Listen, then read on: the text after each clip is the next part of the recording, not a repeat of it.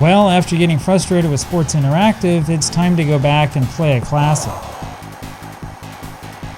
The Sensible Soccer family of football video games are some of the greatest of all time. And the amazing thing is that they all play pretty much the same way no matter which console you play them on. They're simple and yet they're incredibly fun.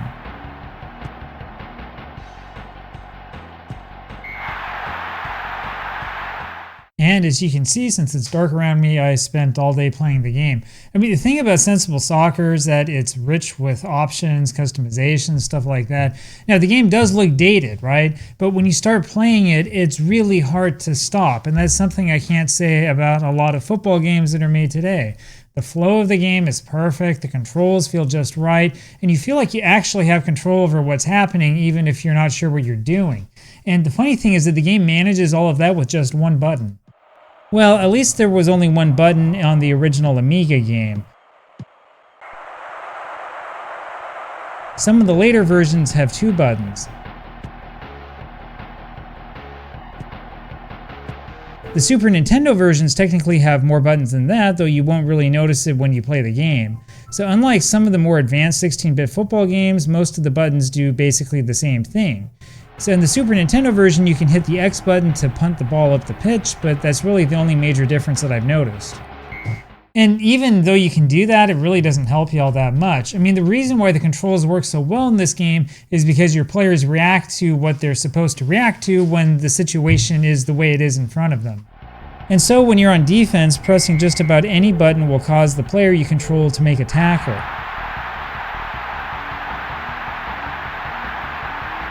In fact, even if you're not controlling the player closest to the ball, you can still get him to tackle by pushing a bunch of buttons. And when you're on offense, it's really easy to figure out a viable strategy to score goals. And my favorite is to move the ball horizontally in front of the goal mouth to trick the keeper. And it's actually not that hard to score once you get the hang of it.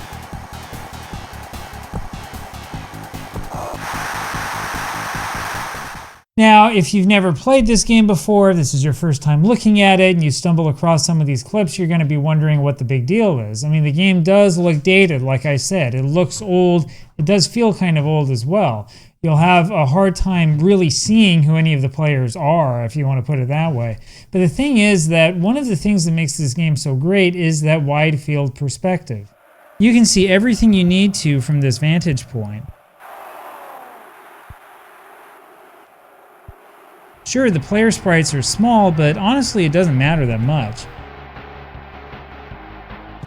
Compare that with a game like FIFA International Soccer, which actually came out before Sensible Soccer had its first port on the Mega Drive.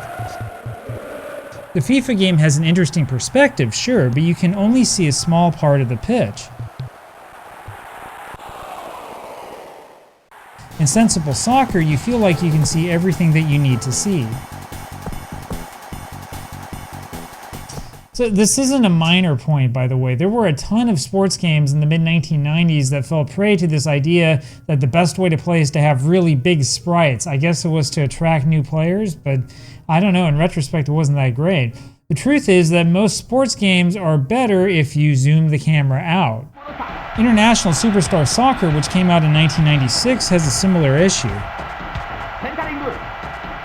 The game looks absolutely fantastic, sure.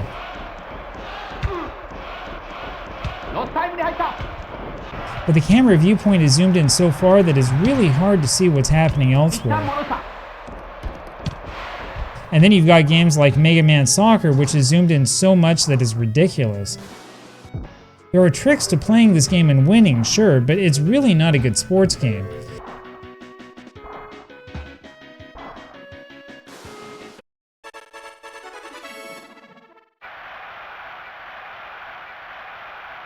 I actually wish they would have combined the Mega Man concept with the vantage point more like Sensible Soccer.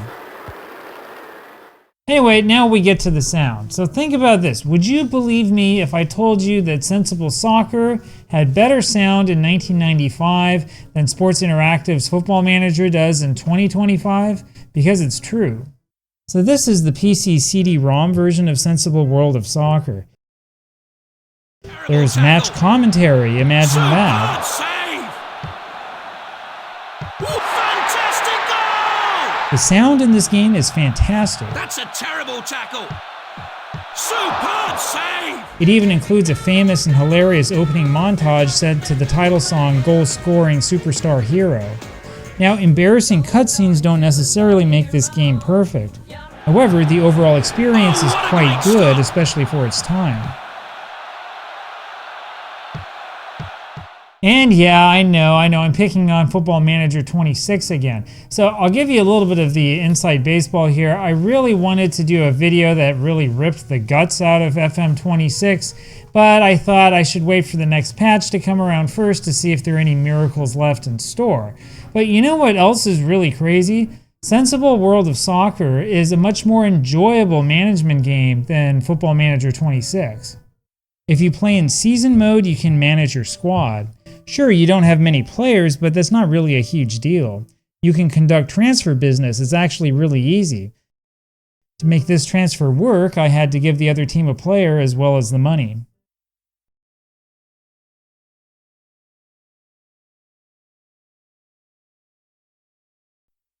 And I didn't have to fight with agents, I didn't have to worry about the team's morale, I didn't have to fight with the board, I didn't have to do any of those ridiculous things that you have to do these days in FM.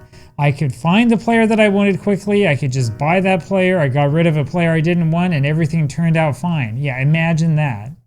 There are quite a few leagues and teams to manage in this PC game. Of course, none of these games actually had licenses, and I don't think you could do the same thing these days. Anyway, when you've chosen a team, there's actually an animation where the owner welcomes you. This is another thing that Football Manager has never had. From our new partnership. I was horrible in my first game, mostly because I was trying to play with the keyboard. That's my excuse, at least. DOSBox wouldn't recognize my control pad. After we lost, the players all complained in the shower.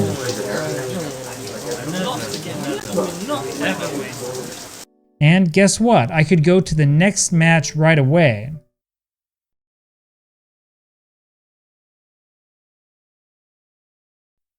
Yeah, imagine that. You just go straight to the next match.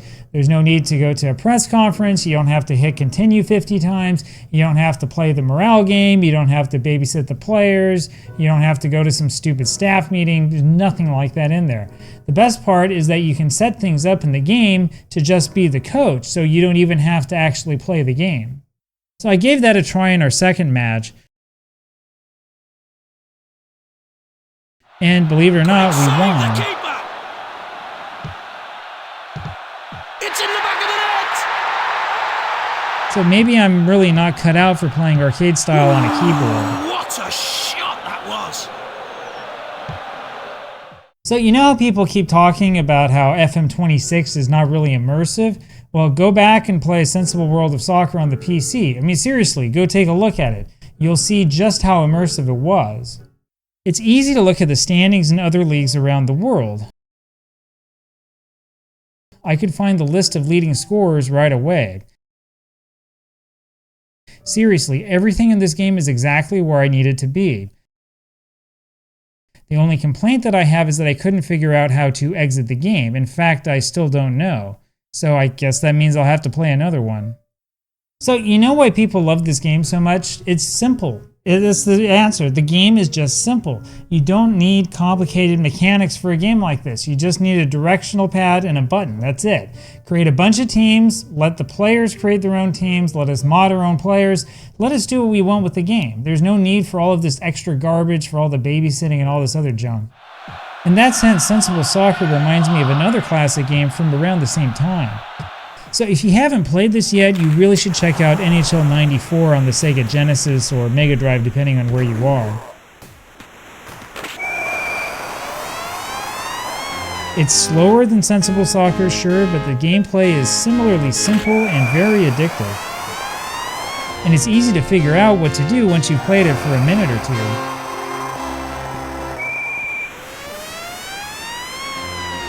Sensible Soccer is faster and it has a little bit more of a learning curve, sure.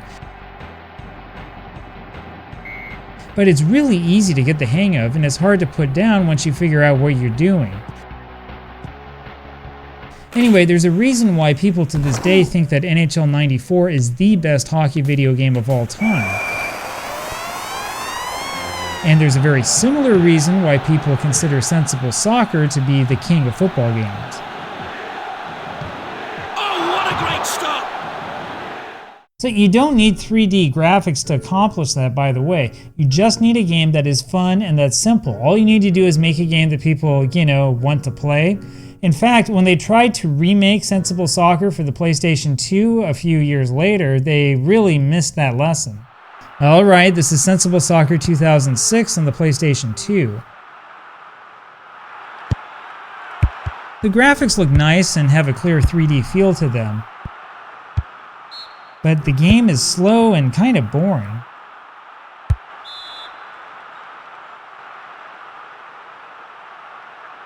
So I started performing sliding tackles and everybody just for fun. When you do that in the original game, you will only rarely be given a yellow card. In this game, I wound up with 2 players sent off in the space of about 40 seconds.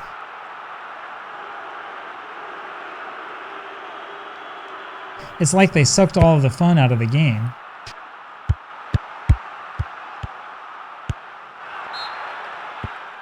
Well, I know it's more realistic, sure, but who wants to play something realistic? I mean, give me a fast and a furious arcade game that I can finish in less than 10 minutes. And you want to know something?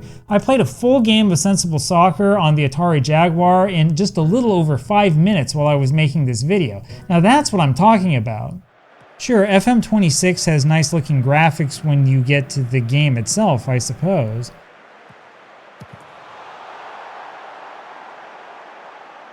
But as you know, the user interface is an absolute nightmare. Sensible Soccer's graphics honestly look just fine to me. I can tell what's happening, and that's really the most important part.